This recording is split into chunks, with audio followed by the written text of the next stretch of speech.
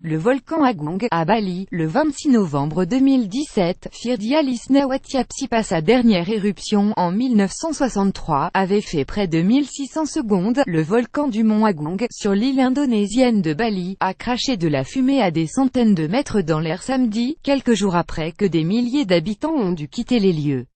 Autre conséquence de la menace volcanique, des dizaines de vols ont été annulés dans ce lieu du tourisme indonésien, ont annoncé les autorités dimanche. Au moins 2000 passagers seraient touchés, dont de nombreux touristes australiens. De la fumée s'élevait dimanche jusqu'à 4000 mètres au-dessus du sommet du volcan et 28 vols ont été annulés, au départ et à l'arrivée, a déclaré Arye Hasanurohim, porte-parole de l'aéroport international de Denpasar. L'aéroport reste toutefois ouvert et il appartient aux compagnies et les mêmes de décider d'annuler ou de détourner leur vol, a-t-il ajouté. Il faut que j'aille au travail demain, on essaie de rendre l'aéroport aussi confortable que possible pour les passagers concernés. Pour l'instant, nous leur avons fourni des salles pour déballer leurs affaires et des vidéos. Je suis effondré. Il faut que j'aille au travail demain. Comment je vais faire pour payer mes factures, s'interrogeait Jake Vidler, un touriste de Sydney.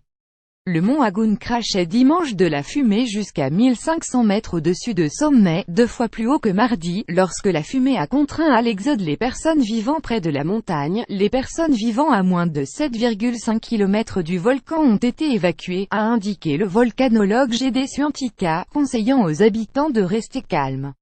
Ces événements interviennent après que le volcan a repris activité en septembre, forçant alors 140 000 personnes à fuir la zone. Beaucoup d'Enterhoxt depuis rentrés chez eux après l'affaiblissement de l'activité du volcan, mais la fumée des derniers jours a provoqué le départ de 25 000 habitants, réfugiés dans plus de 200 abris.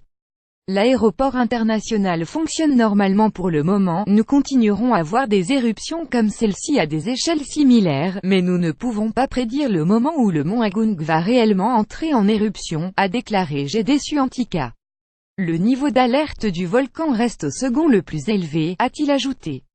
Reminder to any Bali tourist, if you brought ash protection over for Agung, please leave it with some locals before you go home. Pic.twitter.com QDMG1KXX, Marc Tinguet @criticalstress-ban November 26, 2017. Bali est un important centre touristique et l'aéroport international de Denpasar, capitale de l'île, fonctionne normalement pour le moment, même si certaines compagnies aériennes ont décidé d'annuler leurs vols.